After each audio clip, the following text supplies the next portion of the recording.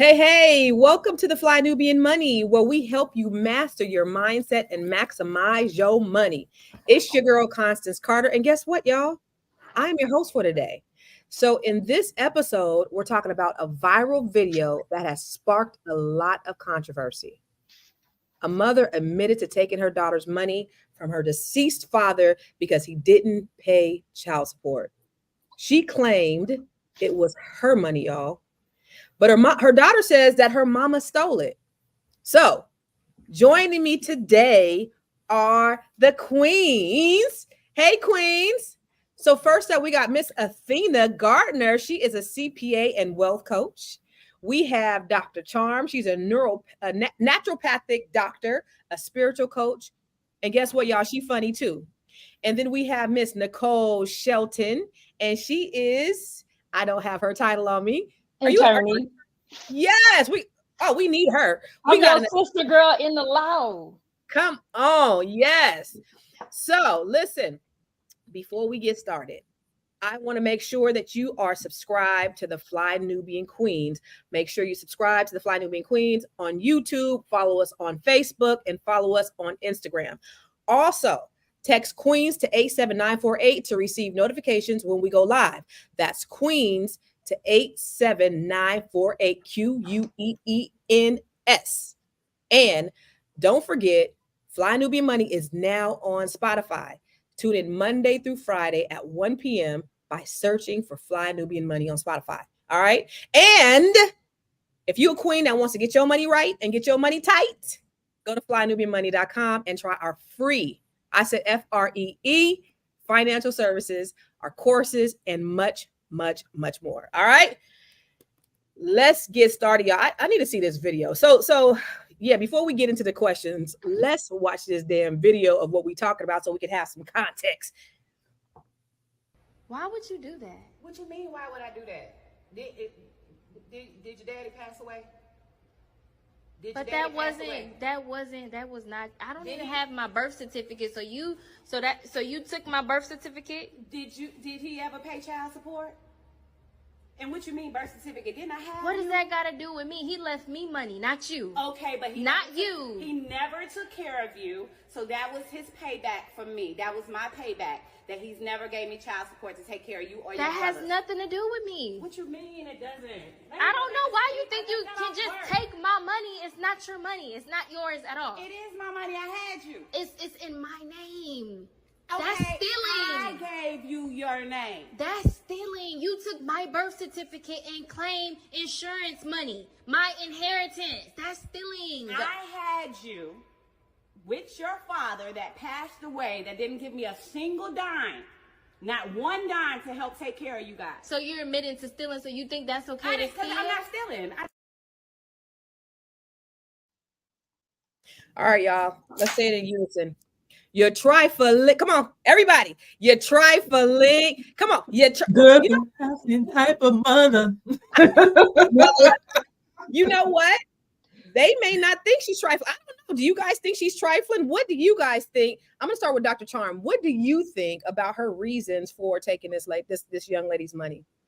I mean, we talk about misogyny, but we don't talk about these toxic mothers. So there are a lot of toxic mothers that are out here in our community who are basically ruining their children's relationships because of the modeling that they're showing to their children. And so you have a lot of people, men and women, who are scarred by the type of mothers that they're being raised by. And this is a perfect example. So this woman didn't get child support, from the father, but instead of taking it to courts and through the proper channels, she's resentful of the daughter and has taken it out on the daughter. And now she's allegedly committed fraud and claiming an insurance policy using the daughter's birth certificate. And now she's committed a crime and admitted to it on camera. So that's a whole nother bag of worms. And then just, as a person who was raised by my mother, who had an absent father, my mother went through the proper channels and received child support well into my adulthood. And my father just passed away last year. And there was a question of something being inherited. But my mother never would, obviously I'm over 40, so she couldn't step in and take my birth certificate anywhere. But she didn't feel entitled to anything that I would have inherited from my father's passing just because he didn't pay child support when I was, when he was alive or when I was a minor. And so you go through the proper channels and you do things the right way, because now she is disadvantaging her daughter from having a future. Yeah, that's true. And that's a very valid point. You said a couple of things I want to touch on, but I do want to ask the audience, do you guys think that this is wrong? Is the mother wrong for doing this? Or is this something that you would do if you had a deadbeat dad who never paid anything, and now you feel like this is your just due? Finally, when the money comes in, you done took care of these kids their whole life, and now it's your turn to be on the receiving end. But one of the things you said, Dr. Charm, is you said she committed fraud. Now, we got legal counsel in the house, and I want to know, is this a fraudulent act on behalf of the mother? Well, hold on. So y'all might have picked the wrong sister girl in the law, because I'm going to play the devil's advocate. Okay. So I actually had a show on the ION network called Deadbeat, Kentucky and the Child Support Court. Okay. And so I've been a father's rights attorney and a defense attorney and done other work. I'm going to say we don't have enough evidence.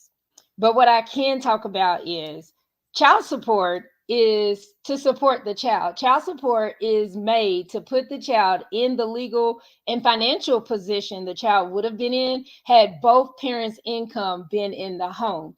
So 9 times out of 10, when you have a good mother, 9 times out of 10, she's supplementing, she's doing everything that she can as a single mother and fathers, if it's a single dad, to make sure that that child doesn't go without. So it is very possible that parents can be receiving child support until after their children have emancipated and become grown, because they hadn't gotten it all the way when the child was younger. I feel like in this video, we don't have enough evidence. If this child is still a child, let's say she's 15, 16, her mother has every single right to use her birth certificate and go get that money. Because you see, she was in her mama's house while she was recording it. And her mama's probably paying that cell phone bill, got her hair and her nails done for her and all of that. So the mama's still doing what the mama's supposed to do. I'm not saying there ain't ratchet mamas out there, though. Because I know women who take their children's money and they squander it and the child never gets to see it. We don't know if that's even the case here. Now, if the woman went and her child was over the age of 18, she took this money, she's not giving the daughter any of it, then I think we have fraud and crime. But if this child is under the age of 18 and still in the mom's house, she has every right to do what she did. We also don't know who paid for this insurance policy. That was the first thing I thought. Well, who paid for the darn policy? I don't care if your name is on it, because I never got child support. So I had to take out a policy against my son's father, who still isn't dead. I still haven't got that money. I mean, I got like 12 payments his whole life, and that was under the age of 2 for my son. So if the mom took the insurance policy, you darn right I'm gonna take that money. Yeah, I'm all too familiar with deadbeat daddies. Anyway, I digress. So let me ask you this. When we talk about, so first of all, I want to make sure that everybody is commenting. Know this, every time we come live, this is a dialogue and not a monologue. Okay. So even though we are talking to each other, we are talking to you. We want you to talk back to us. Okay. So Athena, Miss Attorney, talked about something very, very important. I think there's the legal aspect and there's the moral aspect of it, right? So what's your thought on the reason why she did it? Or do you think that, ethically, or do you think that she had a right to do that? Well, I think that from a moral perspective, and I'm sorry to come against our legal counsel, I feel like there needs to be transparency, right? Even if you're a parent and the child is a minor, we don't know the age of this lady. If she might be under 18, right? And in that instance, then she does have, parental control over a minor. But if I felt like, from what I can see from the video, if that was something that you were going to do for the benefit of your child, why would you not just have a conversation and explain to them what's happening? Be like, hey, my child, your father left you 50, 100,000, whatever in your insurance policy. I'm going to take this amount, put it to your college fund. We're going to invest in some property for you. And I'm going to take this amount for the care because he never gave me any money or whatever. And I feel like a child would be reasonable. So the fact that there's a level, it sounds like in the video there was a level of deceit there, like she just found out that, you know, her mom had been using the money.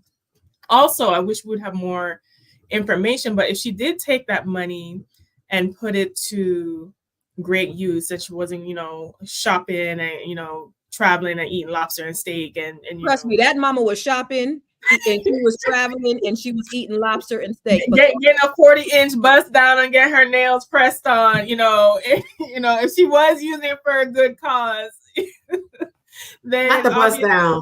the bust down. But I think this does touch on something. I forget if it was you, Constance, or if it was you, Dr. Charm. There is this thing in, especially our community, the reverence of mothers. And sometimes we skate or don't discuss toxic mothers or dusty mamas out there that don't do a good job and traumatize the children. And now we have all these relationship hiccups. So I think this incident, while it is unfortunate and causing a lot of stir, at least it gives us the opportunity to open up the conversation more. All right. Okay, that's good. That's good. So again, for those who are viewing, we want to know what your opinion is. What do you think if this was your mother and she took your money because your father was not paying child support? Would you be okay with it? Miss Nicole, let me ask you this, because you are the attorney. You are the resident attorney today. When it comes to, you know, how does this play into part when it comes to inheritances and child support? Because you talked on it a little bit earlier, but I want to know, like, go a little bit deeper into that, because you did mention if he's not paying, then, you know, she has every right to it if she's under 18. Now, child support is for who? Child support is for the child. So if 100%. If the child is under the age of 18, the current child support, that means what's due every week, is technically due to the child, is due for the care of the child. Mm-hmm. If it becomes back pay, however, back pay actually goes to the parent, because what you're assuming is that this child was still taken care of without the child support. So technically the child support goes to the parent who supplemented, who went a little bit above and beyond to make sure that that child was okay. In all actuality, though, child support is for the support of the child. Now, if this lady gets older, so we don't know if this happened when the child was under the age of 18 and now she's over the age of 18 and finding out, or if the child is still under the age of 18, or God forbid, this mama ain't that ratchet that she waited until the child was grown and stole her identity to get this money that she felt like she deserved. If it's the scenario where the child was under the age of 18, found out over the age of 18 that my mom got this money, I never saw it. She may, in some states, be able to go and sue her mom for that money. If she's over the age of 18 when it happens, she can go for criminal charges and civilly sue her mom for the money, for the identity theft and all of that. And I agree that there needed to be some transparency here, because that's what it sounds like, that the daughter's just finding out and she's like, Mom, how could you do this to me? But if the mom was taking care of the child and she was doing what she was supposed to do, I still think that changes a big part of the dynamics. And we say inheritance, insurance policy beneficiary, the money that you get from being a beneficiary on an insurance policy isn't necessarily inheritance as we would think if it was a will, if it was a trust or something like that. So that also changes how this works. I really appreciate your contrasting point of view on this, even though I disagree, because I do believe that it is an inheritance. I mean, if it was specifically, she was the beneficiary of this policy that was specifically for her, she's the due recipient. Well, hey, hold on. How come we don't fault Dad? Dad didn't do what he was supposed to do. The real story is you have two irresponsible parents, period. Because he didn't leave a legacy of wealth for his child. And if the child was the beneficiary, technically he should have had a guardian other than the mom, if the mom had money issues, listed to get the money for this child if the child was under the age of 18, because that's the right way to do it. So that's the right way to do it, but that's not always the black way to do it. But you know what? I don't even want to be stereotypical, like getting lucky. No. Right. Insurance is a tool to pass along wealth. It is. Yeah, it is. Right. But getting lucky in Kentucky, she said, very stereotypical of y'all to assume that what she did with the money. And I can appreciate that. You know, we don't want to be stereotypical, but if you can, please roll that video again for the people who just came on here, just so you could see our perspective of why we believe that she might have got a bust down, nails done, did some traveling, ate some steak and lobster. Go ahead and roll that tape, please. Why would you do that? What you mean, why would I do that? Did your daddy pass away? But that was not, I don't even have my birth certificate. So you took my birth certificate? Did he ever pay child support? And what you mean birth certificate? Didn't I have What does that got to do with me? He left me money, not you. Okay, but he never took care of you. So that was his payback from me. That was my payback. That he's never gave me child support to take care of you or your That has brothers. nothing to do with me. What you mean it doesn't? I don't know why you think you can just take my money. It's not your money. It's not yours at all. It is my money. I had you. It's in my name. Okay, That's stealing. I gave you your name. That's stealing. You took my birth certificate and claimed insurance money, my inheritance. That's stealing. I had you with your father that passed away, that didn't give me a single dime, not one dime to help take care of you guys. So you're admitting to stealing, so you think that's okay to steal? I'm not stealing. So I just want to say, bust down, check. Steak and lobster, check. Traveling, check. So anyway, let's get to these statistics. I want to see some of the statistics that we have on inheritances and child support. So only 43.5% of custodial parents received the full amount of child support owed in 2018. So we know that there is a disparity out there for the recipients of child support. They're not receiving, people are not paying child support in the way that they should. We understand that. So then that poses the question was the mother entitled? 44% of people believe inheritance disputes are becoming common. Yes, that's why certain things are so important, like having trust set up. Inheritance. Look at all these inheritance sets. You have a mom and aunt stole $144K in inheritance. Dad accuses mom of stealing money from their daughter. My mom took my dad's burial. So there are in social media, we're seeing situations like this come up all the time. Now, Dr. Charm, let me ask you a question. Why is financial education so important for situations like this? I mean, it is very important. And I understand the good counselor has said that insurance is not technically inheritance, but it is a tool for wealth building. Whites are twice as likely to inherit as Black families. Or white people are twice as likely to inherit. And when they do inherit, it's on average as 5 times more. Also, the median net worth of the average Black family is $1,700. That was as of 2013. So that was 12 years ago, almost 12 years ago. And the median white household net worth is $116,000. So when this woman chose to do this, she is robbing her daughter of a tool, whether it's direct inheritance or not. It's a tool that she could be utilizing to improve her future standings. She could be using that for college education. If she was not a college track type of person, to be a skilled trade, a beauty school, plumbing school, electrical, any of those things, or to start a business.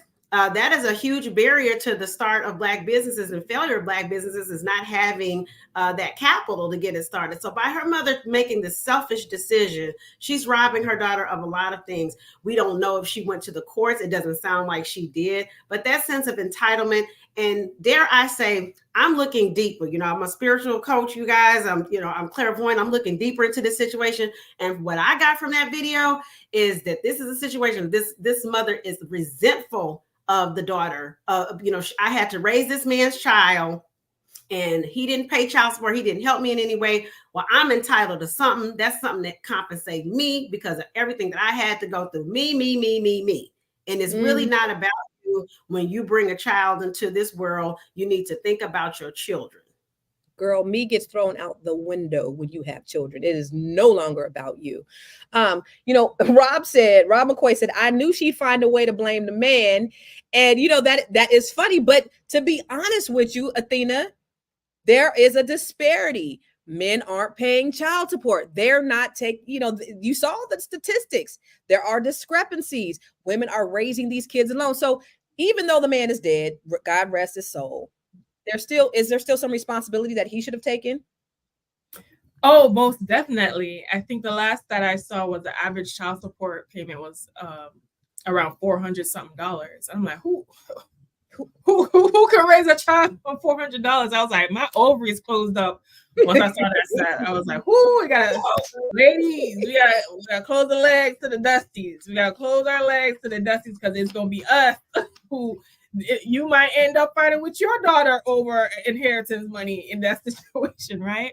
But I do think that opens up the conversation, right? What is it that is causing people to not pay their child support payments? And stereotypically, men in this scenario, especially if the average payment $400. Now, I know y'all could do something for that $400 a month, right? And I know let me just say this real quick. $400 in groceries every week. $500 in groceries every week. I got 3 growing boys. $500 a week. But go ahead. They're about to eat your house and home costumes. We ain't even talked about what their shoe sizes probably is. 13, they 6'1", 6'2". They eat everything. Y'all hear me? So but yes, back to the men. So yeah, the men need to be more responsible, or be more supportive. And what I've learned is, there's a psychologist that I follow, that's Dr. Ike. She's amazing, and she says, whatever the issues that have not been resolved between the two parents, the child becomes a container of that. So when the two parents cannot get along, it negatively impacts the child, because either the resentments or the frustrations end up piling onto the child. So in this scenario, I'm sure if he would have stayed together with the mom, it would have been more of a better financial situation. Maybe there was like a more vengeful spirit as to why he's like, oh, I'm just not gonna pay this, right? Also, women do experience resentment. Studies have shown that women experience resentment and actually do acts that are more harmful to children when they are not with their child's father. And especially when they have other children by different men, they tend to favor the child of the man who is treating them well.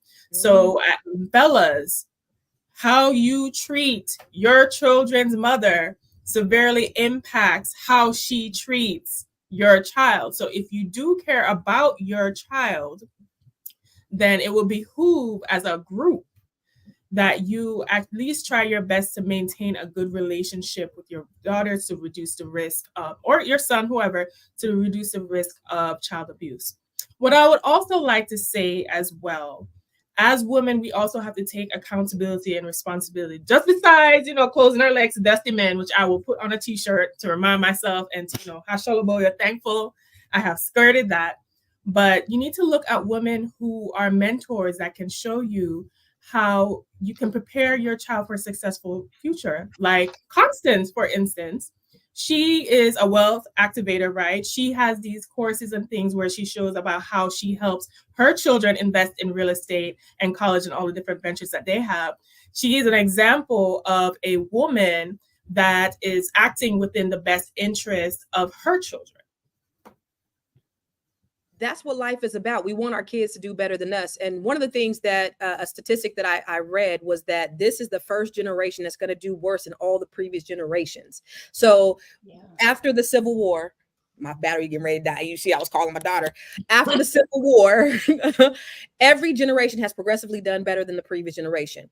This is the first generation where we're not going to see that happen. So it's paramount that we implement certain things, that we go out, think outside the box, that we do certain things to set our children up for better. Look at the inflation. Kids can't even, I paid out of pocket, $125,000 for my daughter's college tuition. I got a son that's junior in college. I got another son that's getting ready to go to college. They can't afford to live on their own. You know, the property that my daughter has, she's renting it out. Luckily, she gets income from that. But inflation, jobs, all of that stuff. So you don't want to take from your kids. You want to give to your kids. You want to put them in a better position than they were in. But I digress. Y'all, thank you for tuning in to the Fly Nubian Queen. If you just came in, this is the Fly Nubian Queen. I want to make sure that you subscribe to the Fly Nubian Queen. Make sure you follow us on Facebook. Make sure you follow us on Instagram. And I want to make sure that if you want some information, if you want to know every time we go live, text Queens to 87498. Remember, QUEENS to 87948. And don't forget, we on Spotify, y'all. So make sure you go to Spotify, tune in Monday through Friday at 1:00, but search for Fly Nubian Queen on Spotify. And if you're a queen and you want to get your money right, you want to get your money tight, go to Fly Nubian Queen and try our free financial resources and courses and more. All right, y'all. So let's look at some of the comments over here. Let me see. Well, hold on. I have a comment real quick.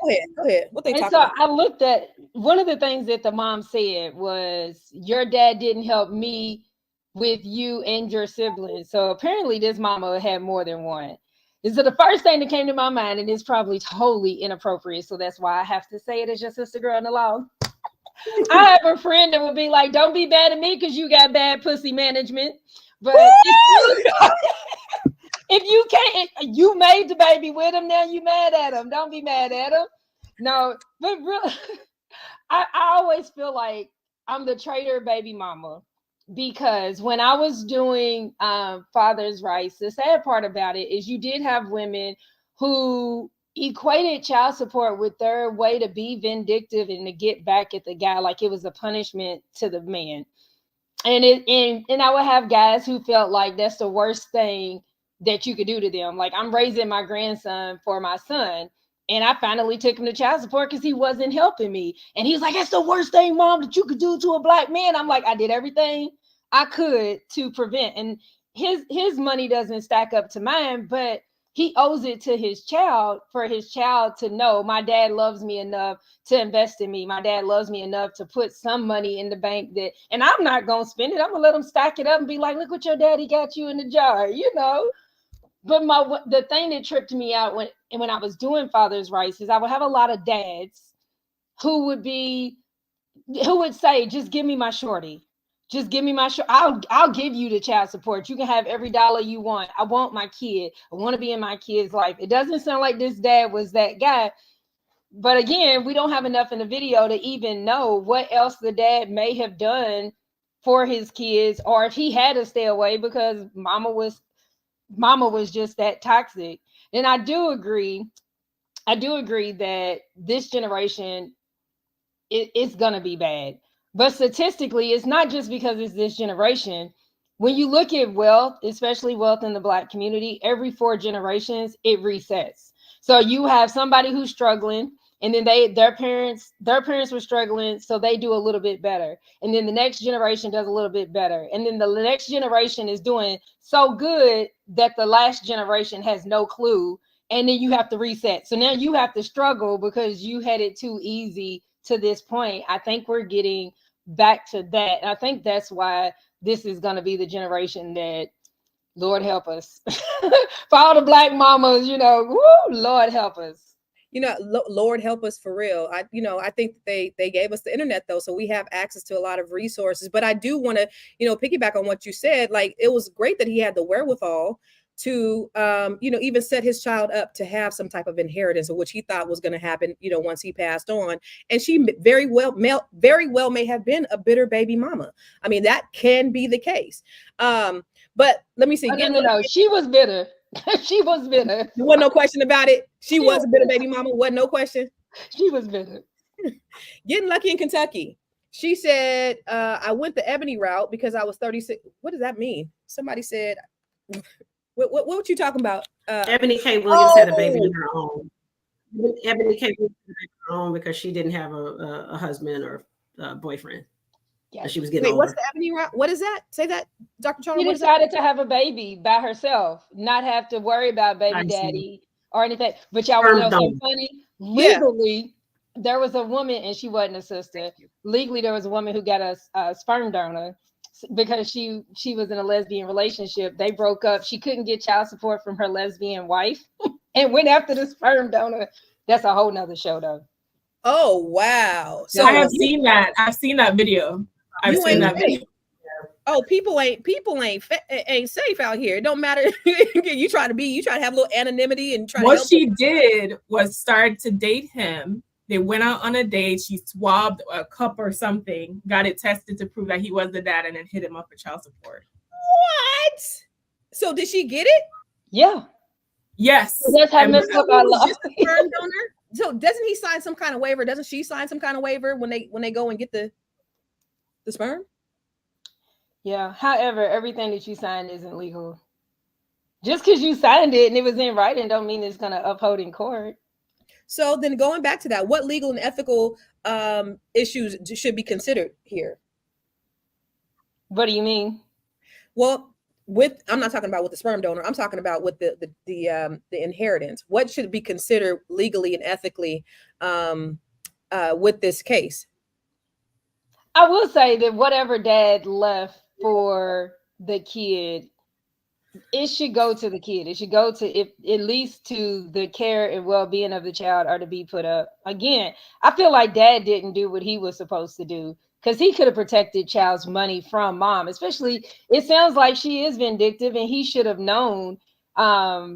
He should have known that his child was going to need to be protected from mom, and that, you know, that she wasn't going to get this money if he didn't do what he was supposed to do. Because couldn't he have set up a trust for the insurance? He definitely should have. He could have had the insurance policy pour over directly into a trust, and then have a beneficiary that was, have the child would be the beneficiary, the trustee, the person who manages the money until the child's old enough and ready for it, should not have been mom. But it sounds like he didn't. It sounds like he put the inheritance only to the child. And if the child was under the age of 18, technically, he should have put it to a guardian on behalf of, in care of, for the child. Mm-hmm. And with that being said, and I'm glad you said that, Dr. Charmer, about the trust, it's paramount, Black people. I'm in real estate, and I've sold thousands of homes to thousands of families. And the biggest dispute I always see is that when homes aren't in living trust, the kids end up hating each other. And, 12 years ago, I moved to an affluent neighborhood, right? And it was an all-white neighborhood in California. We on the golf course and all that stuff. So I'm like, okay, let me see what these people do, who they are. Let me check, because, you got access being real estate. So I go look it up. I couldn't see who it was, because you know why? Everybody's house is in a trust. I moved to Maryland. I'm in the wealthiest Black community in the country.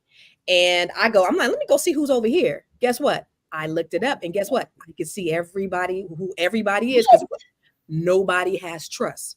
Black people aren't getting living trust. They're not doing asset protection on the level as our white counterparts.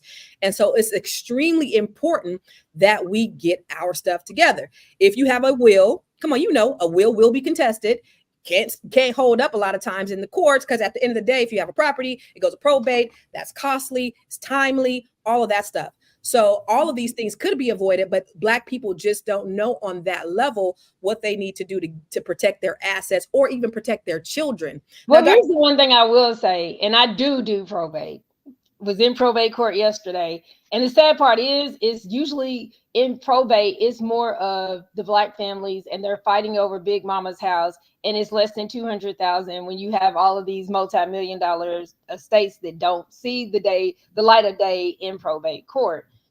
It's not a one-size-fits-all, and honest to God, it's not a do-it-yourselfer either. I'm the kind of attorney, I'll tell you, as a professional, it's just like when you go to the dentist. If you have a loose tooth, you're going to pull that loose tooth and you're going to keep going. You got a toothache, you put some Orajel on it and you keep going. But you're not going to put in implants and do root canals on yourself. You have to know what level of expertise and knowledge that you have. And so wills, in some instances, a will is okay. In some instances, you might not need a trust because you have too much going on, or you don't have enough in assets to actually put it in a trust. I've had people that have tried to give it the one size fits all. So-and-so gave me a template. I used it.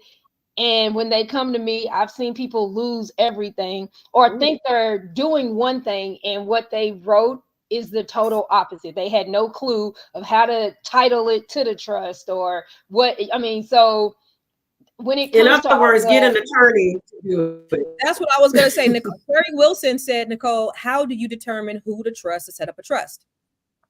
how do you determine who?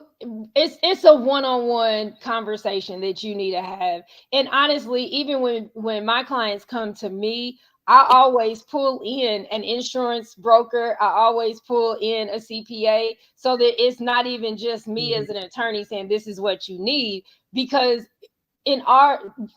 we work darn hard. We built this country on our backs, and what wealth we do have for our families, we need to be making sure that it's not you just taking one person's word. I mean, this is serious business. And so it's not a matter of, that's a one-on-one conversation. If you're in Kentucky, I'll be glad to have it with you. I do some in other states as well, but it's not a one size fits all. And if you have a certain amount of money, a certain amount of assets, you have a home that is a certain amount of money, I would say go ahead and make the investment to do a trust. If you don't own a home and you have very little in even liquid assets, I would say hold off on doing a trust. That may not be what you need at this point, but we can get to it later, because sometimes the cost and the efforts to get a trust and do it the right way may not the cost is going to outweigh the benefits. And Nicole, okay, I'm so glad. Kentucky. Well, you can find me. Most of my stuff is under Nicole Compton because I just got married. But I got you, sister. I got you. We can have those conversations. And Nicole, I'm so glad that you're a part of this conversation. I'm so glad because this is something that is a passion of mine in terms of, the transferring of wealth for Black people. When you look at John Singleton, it took 3 years for them to settle his estate, 3 or 5 years. And his mama was fighting with his baby mama, only one baby mom, one. Yep. He had 6, 7 kids. Only one child was in the trust that was done 20 years before that. Then you have James Brown. How long they had that man sitting on ice? Franklin. Yeah. How long they had that man sitting on ice before? And the whole thing with John Singleton is that the baby mother had been with him for 25 years. And she ended up walking away with nothing. Nothing. Say no to baby. Hold on, but that's bad planning on again, bad pussy management. Being a girlfriend is you don't have to be married. You don't have to be married. Yep. You don't have to be married to do asset planning. No. I recently got married. Brother love me, okay? Before I said I do, we were together almost 10 years. But if he passed away, I knew where everything was. I had access. I was on the stuff to make sure that I can manage what I needed and vice versa. So you don't even have to, she was stupid, but you don't even have to be married to plan it out. Yeah. Let me say this. Your man got a brother. Anyway, so Prince. He actually do, girl, and he's single. Okay, we're gonna have to talk offline. Prince, John Singleton, Chadwick Boseman. Who? Chadwick Boseman. Chadwick Boseman. So all of these people have Prince. What $100 million, $200 million estate? No trust. Oh, so here's the other part. Don't do it. It's not a once and forget it either. Yes, because that's what I meant to say when you're talking about the girlfriend being with him forever. It's not a fix it and forget it. Yeah. Here recently, my pastor passed away. His wife passed away. He got remarried, and when he died, and I asked him, "We need to do your estate plan. We need to get it done." He specifically named his first wife, who he had been with for like 40 years. So when he died, and he had already remarried, and she predeceased him, she got nothing. She got a hard way to go with some greedy, ungrateful kids. Yes. Whew. So AB said, what is the minimum amount in assets to consider getting a trust? If it depends on, if I would say 100,000 is a good number. Okay. Well, what if you have a property that's only worth 50,000? What'd you say? What if you have a property that's worth only 50,000? Is it a property that you're trying to stay in? Is it an investment property? No, what if it's an inheritance? Because I think at any level, my opinion, you're the counselor, but my opinion is that if you have any amount of property, you should have a trust. And then when you talk about other maybe liquid assets, insurance and things like that, yeah, if you don't have property, but I think any amount on a property, just because I'm in real estate, you should If have it's it. a pay, yes, if it's a paid off property and you own it straight out, I do agree with that. Or if there's equity, right? Yeah. Right. If there's a little bit, if there's any amount of equity in it, you don't. If you don't own it straight out, not every, you can do it, and I've done it for people, but you're not supposed to put it into a trust if there is a lien against, like a lien against it, a mortgage against it. And so that's why I said if it's paid off, yes. If someone is the note holder on it, then you may have issues trying to put it into trust. See, I've not had that experience, and maybe it's a California thing because I know everyone, that California and Louisiana are usually the outliers. So when you have a property, even if there's a mortgage on it, having it in a trust, because what happens is having it in a trust is just like having a person there when it comes to selling it. So if that person dies, even if there's a mortgage on it, it's a very simple process. You put it on the market, you go to title, the title looks at the trust, the title company looks at the trust, and then, they do whatever, they make the transfer of the property from the seller to the buyer. But not all mortgage companies will allow you to retitle it to the trust if there's still a mortgage, if there's still a note that's due on the house. That's what my experience has been. That's interesting. Then I've done it, but I've done it. It's one of those don't ask. Don't ask. Don't ask. Just apologize afterwards. But they're going to be notified if the title is transferred. So they're going to know. So I haven't had, and I've done a lot of them. I haven't had that experience, but maybe it's a California thing. I do before we go on though, because so let me just say this. If you just tuned in, this is a great conversation, right, y'all? This is the Fly Nubian Queen. I want to make sure that you are subscribing to the Fly Nubian Queen. I want to make sure that you are following us on Facebook, follow us on Instagram. Everywhere you see the Fly Nubian Queen, make sure you follow us, subscribe, and then text the words QUEENS to 87948 so that you can be notified every time we come live. Now, Athena, when we talk about trust, what do you think this young lady, mentally, how is her trust going to be with her family at this point, knowing that her own mama took her money? Listen, the mother-daughter relationship dynamic is so complex, right? Because on the outside, a lot of times it looks like most moms and daughters get along. And obviously being a daughter to a mother, those relationships can experience quite a lot of turbulence. So I think that will diminish the trust, right? But I also want to touch on something that was said as it pertains to actual having living trust and things together. And what I want to even pose a question to the audience is, does someone love you if they have the means and capability to financially protect you and they don't? Right? So in the instance of a man leaving insurance policy money or any kind of inheritance and just not making sure that you get it, or the other examples that we discussed where there were men who passed on and died away and didn't leave their girlfriend, wife, whatever, any kind of money. Like, is there a correlation between the level of love there and actually leaving the money to you?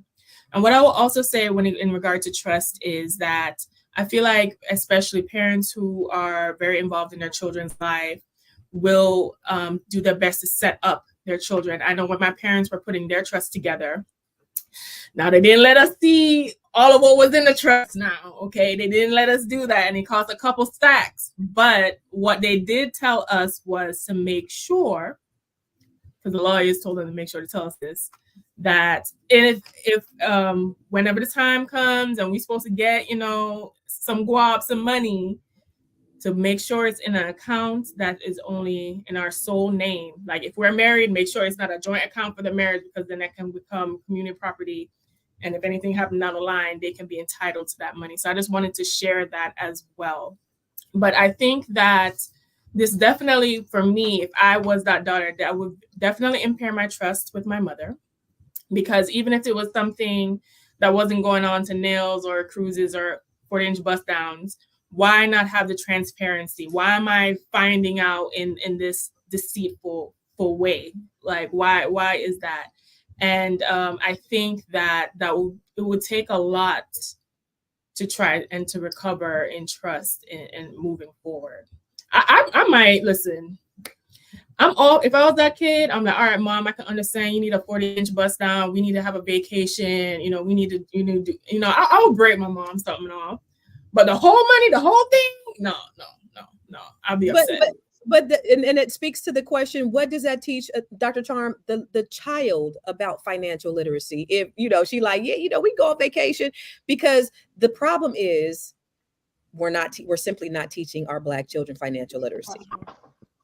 What do you think, Dr. Well, Charm? I mean, here's the thing. We haven't had wealth to pass on to process these situations in order to model this behavior. Unfortunately, any attempts at financial gains in the Black community has been deliberately socially engineered to be destroyed. I mean, look at the Tulsa race massacre and redlining, and then we're just listening to a debate on, I think, like a Twitter space about the GI Bill. Just even if, people that don't even believe in reparations, just even if the people whose grandparents didn't get their GI Bill funds could get entitled to some type of compensation for that. So we didn't have anything to manage in order to get this literacy. So now, we're in a situation now we have more Black professionals than ever before, that we have higher access to education and access to some of this higher income, to where,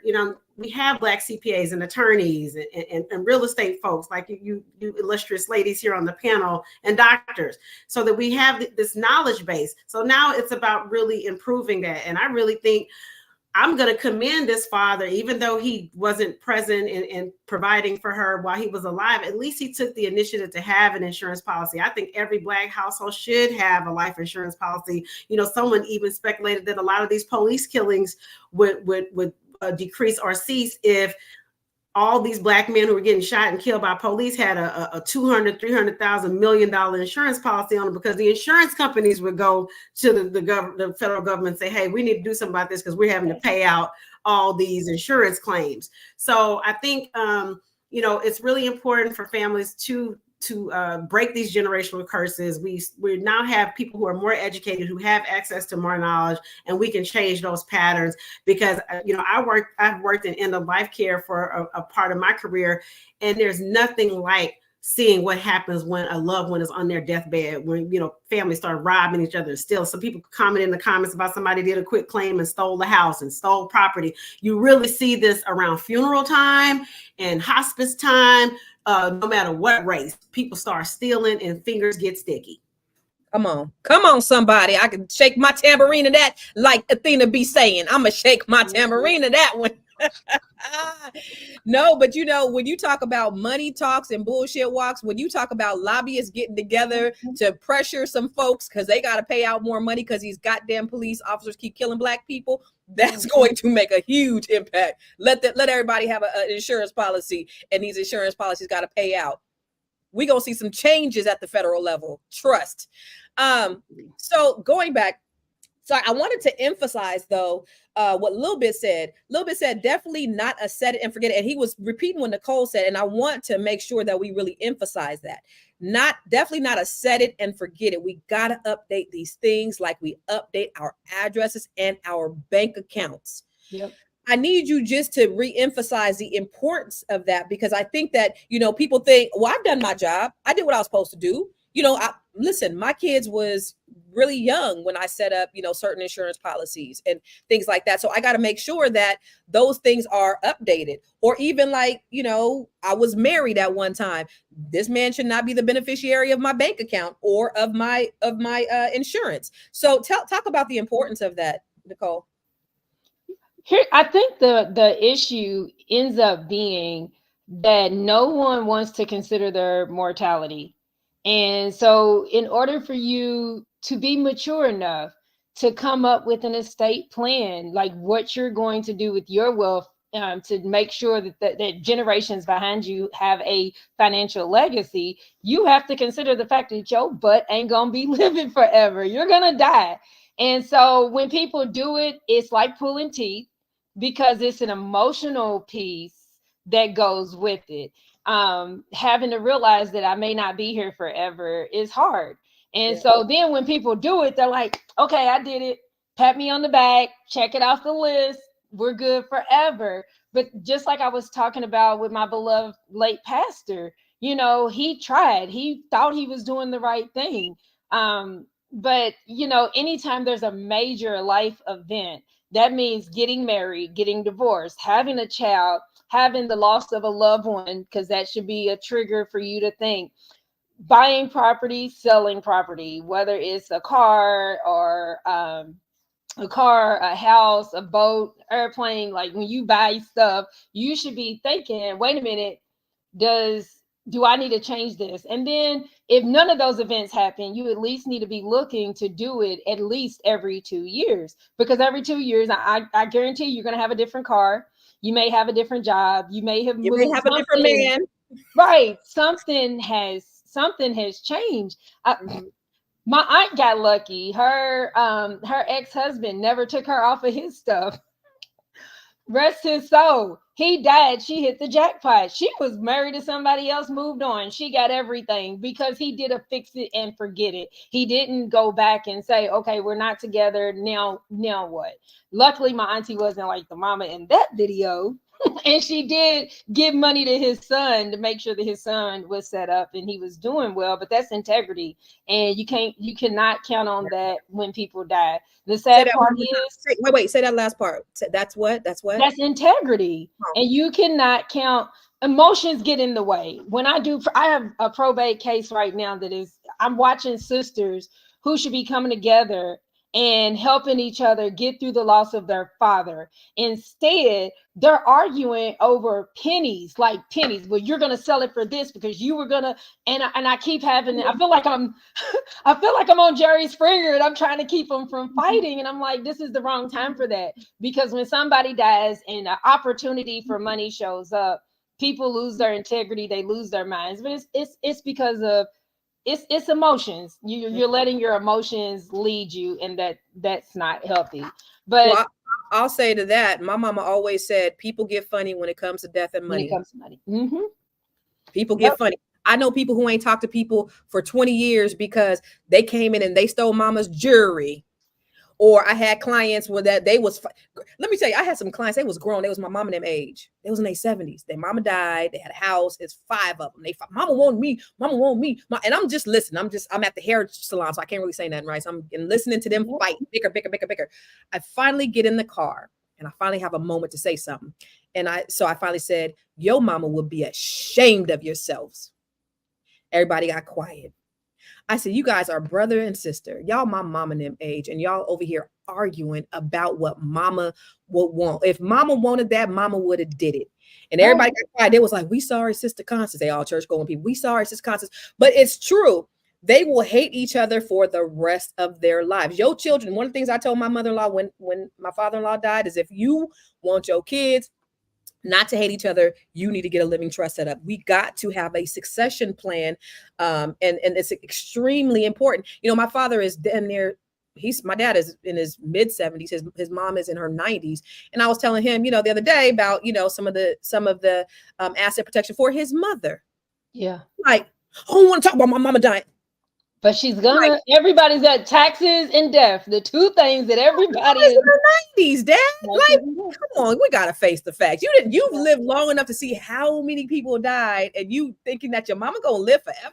Come on now. I have one more thing to add, and I'm gonna sit back. I can't let this show go off without saying it. Living trust are definitely a great tool for transferring wealth, protecting your wealth. Mm-hmm. Don't think though that if you have a trust that you don't still need at least a pour over will, because it goes back to the fixing and forgetting it. And a pour over will is your protection when you put stuff in trust and then you get new assets and other assets that didn't make it into the trust. Mm-hmm. That's true.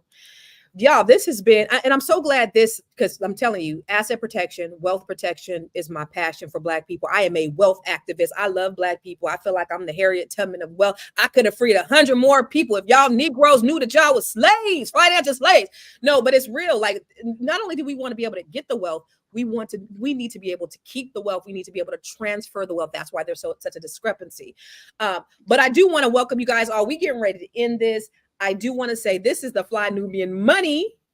We formerly the Fly Nubian Queen. And you know what? Somebody said that they didn't get the alert. So make sure you text the word Queens, that's Queens, so that you can get these alerts to 87948. Follow Fly Nubian Money, follow the Fly Nubian Queens, follow us everywhere on Facebook, Instagram, and on YouTube. Make sure you subscribe. Now, ladies, I need your fight. Somebody said Constance Tubman. I love it. That's just call me Constance Tubman. Go ahead, Athena. You're up.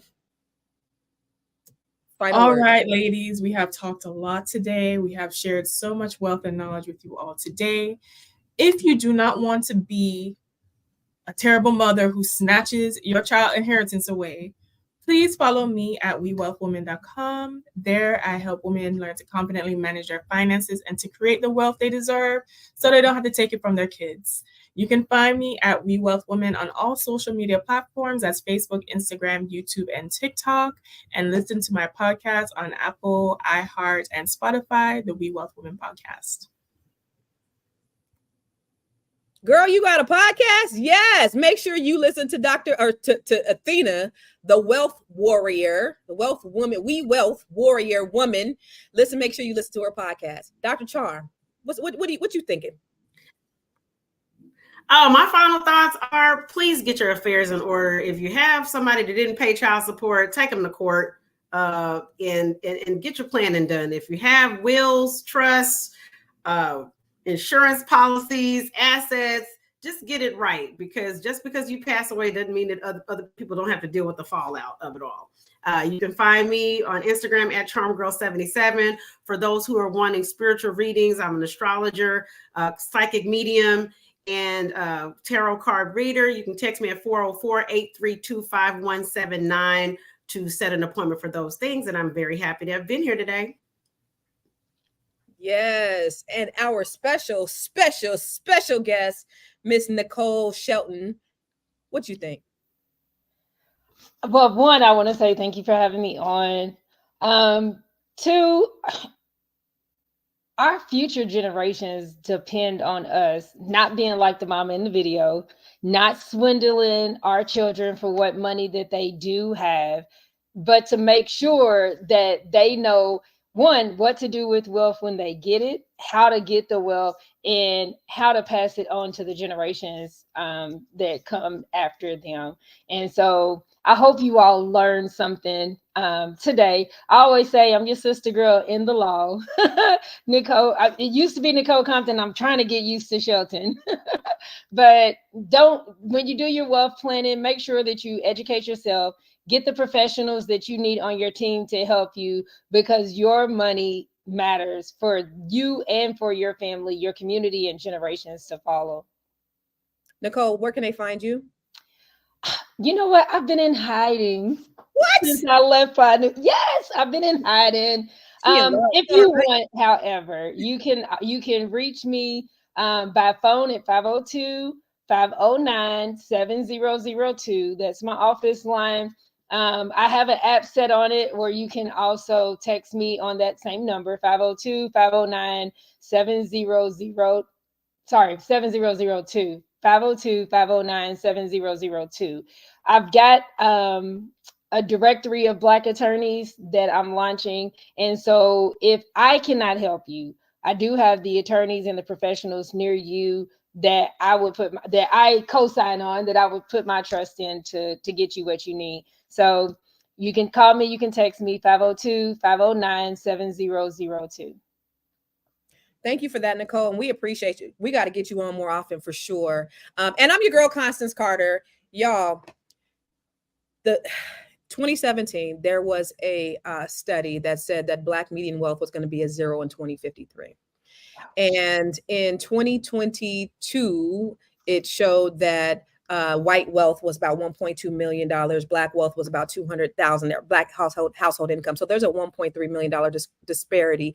And it looks like I did a TED talk. It's called Google That Shit.